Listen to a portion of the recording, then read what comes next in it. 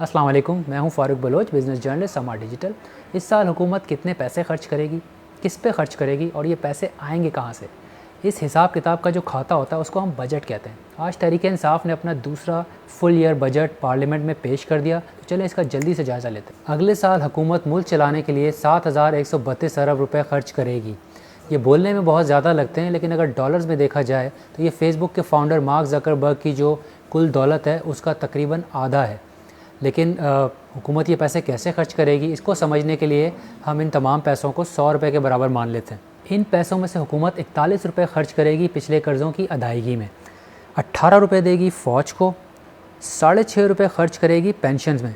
और अगर इस पेंशन के मैं 10 हिस्से कर दूं तो इसमें से 8 हिस्से जाएंगे मिलिट्री पेंशन में और 2 हिस्से जाएंगे सिविलियन पेंशन में। इन पैसों में से 3 रुपये हुकूमत सब्सिडी में खर्च करेगी, जिसमें से आधे से ज़्यादा वापडा को चला जाएगा और तकरीबन 14% जो है वो नया पाकिस्तान हाउसिंग प्रोजेक्ट में चला जाएगा और 12% के करीब जो है वो के इलेक्ट्रिक को सब्सिडी चली जाएगी। ये मोटी मोटी बात है सब्सिडी के अंदर। 6.5 रुपये हुकूमत अपने ख़ुद के ऊपर खर्च करेगी और तकरीबन 13 रुपये ग्रांट्स और ट्रांसफ़र में देगी।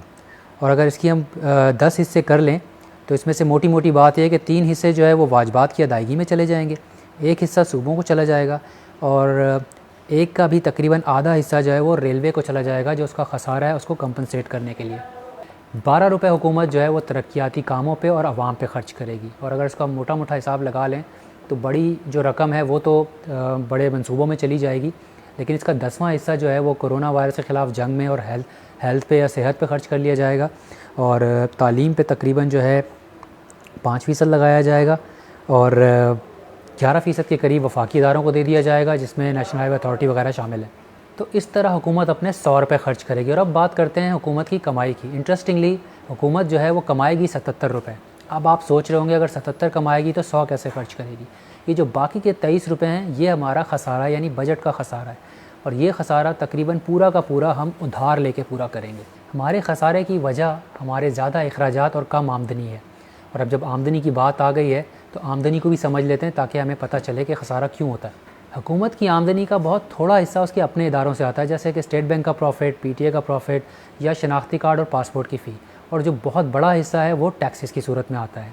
और अगर हम टैक्सेस की बात कर लें तो आधे से ज़्यादा टैक्सेस जो है वो इनडायरेक्ट टैक्सेस हैं और बाकी जो हैं वो डायरेक्ट टैक्सेस हैं। लेकिन हम पहले बात करेंगे डायरेक्ट टैक्सेस की। डायरेक्ट टैक्सेस जो है वो इनकम टैक्सेस होते हैं, यानी जो जितना कमाता है उस पर इतना ही ज़्यादा टैक्स लगता है और इस बजट में इनकम टैक्स में कोई इजाफा नहीं किया गया।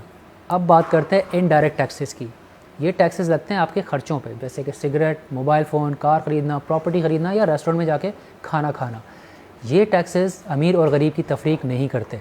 जैसा कि मैंने पिछली वीडियो में भी मिसाल दी थी कि एक अमीर इंसान भी 1 लीटर पेट्रोल पे 41 रुपये टैक्स दे रहा है और एक गरीब भी 1 लीटर पेट्रोल पे 41 रुपये टैक्स दे रहा है। और शायद हुकूमत ने इस मेरी बात को मशवरा समझ लिया और इस बजट में उन्होंने जो पेट्रोलियम लेवी या पेट्रोल टैक्स है उसको 73 गुना बढ़ा दिया। यही नहीं, इस बजट में मोबाइल टैक्स यानी मोबाइल लेवी जो है वो भी 43% बढ़ा दिया गया है, जिससे उसके महंगे होने के चांसेस हैं।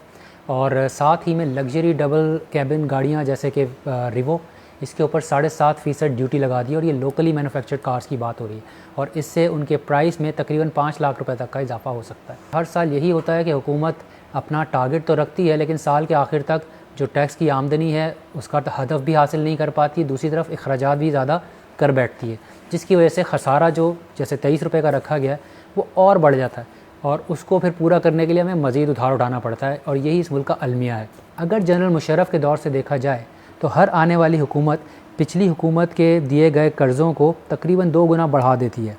जनरल मुशर्रफ साहब ने भी यही किया, उसके बाद जरदारी साहब की हुकूमत आई, उसमें भी कर्ज़े इसी तरह से बढ़े, फिर नवाज़ शरीफ की हुकूमत आई, उसमें भी तकरीबन इसी तनासब से बढ़े और तहरीक-ए-इंसाफ हुकूमत ने अपने पहले 2 साल में तकरीबन 40% इजाफा कर दिया इन कर्ज़ों में। इस बजट के अंदर तहरीक-ए-इंसाफ ने अपनी आमदनी का ज़्यादातर इन्हिसार पेट्रोल टैक्स पे किया है और इस वक्त इंटरनेशनल ऑयल प्राइसेस कम हैं, इसलिए पेट्रोल टैक्स बढ़ाने की गुंजाइश थी क्योंकि ओवरऑल प्राइसेस फिर भी कम थे।